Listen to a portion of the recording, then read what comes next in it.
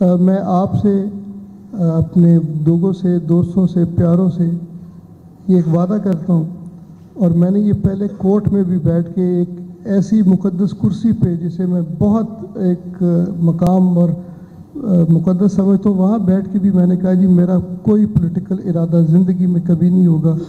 तो मैं ये बात बहुत दफ़ा कह चुका हूँ ताकि मुझे कल को शर्मिंदगी हो कि अगर मैं पॉलिटिक्स ज्वाइन करूँ, कि मैं आपको ये बता चुका हूँ कि सर मैं पॉलिटिक्स में कभी हिस्सा नहीं लूँगा। सर मैं प्रोफेशनल आदमी हूँ, मैंने वकालत की, कॉर्पोरेट और कॉन्स्टिट्यूशनल मेरा खासा था,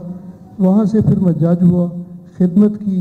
वापस रिटायर होके अपने काम से मैं दोबारा दो चीज़ें करना चाहता हूँ जी। एक तो मैं उन लोगों के लिए, ये मैंने पहले भी अर्ज़ किया था, जो वसाइल ही नहीं रखते किसी आदमी के पास जाके मशवरा लेने के लिए कि जी मुझे क्या करना चाहिए इस मुश्किल का, मैं उनके लिए अपने तय